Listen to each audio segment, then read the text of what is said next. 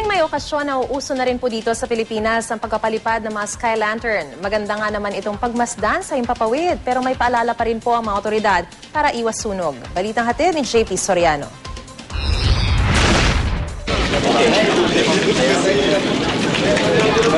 Sa ganda nitong pagmasdan, hindi nakapagtatakang nauuso na rin sa Pilipinas ang pagpapalipad ng sky lantern sa pagdiriwang ng ilang okasyon.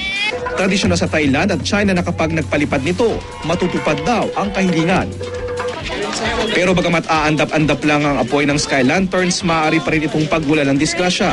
Sa sunog noong araw ng Pasko sa Barangay Bungad, Quezon City, kung saan 7 ang nasawi, ang sky lantern ang isa sa tinitignang dahilan.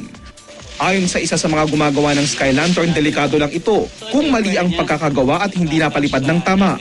Dapat daw maayos ang pagkabit ng alambre at solid wax fuel at hindi kandila ang gagamitin. Di rin daw hinihikayat na magpalipad ng sky lantern sa mga lugar na masisikip at tabi-tabi ang bahay at dun sa may maraming high tension wire. So dapat meron tayong open space na at least mga 100 to 150 square meters na open space. So malayo sa mga cables, sa mga puno, kisami ng bahay. Huwag din daw magpapalipad ng sky lantern kapag mahangin. Kasi pag mahangin siya, may tendency talagang kung saan walang direction ng sky lanterns pagka malakas ang hangin.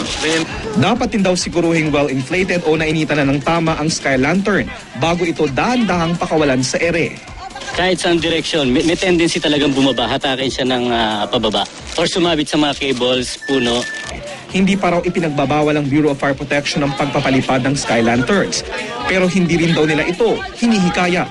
Ang pagkagawa po ng light materials po yun, tapos parang Japanese paper po yung nakabalot na yun. Na madaling magliyab. Madaling magliyab po yun. Maganda siyang tignan pero pagka yun, pagka nakataas, hindi natin alam kung saan didiretso, saan papatungo po na yun. Gawa ng hangin, hindi natin alam kung saan pupunta yan. Pero sa ilang bansa tulad ng Australia, Vietnam, Germany at Spain, maigpit nang ipinagbabawal ang pagpapalipad ng sky lanterns dahil na rin sa peligro dulot nito. JP Soriano, GMA News.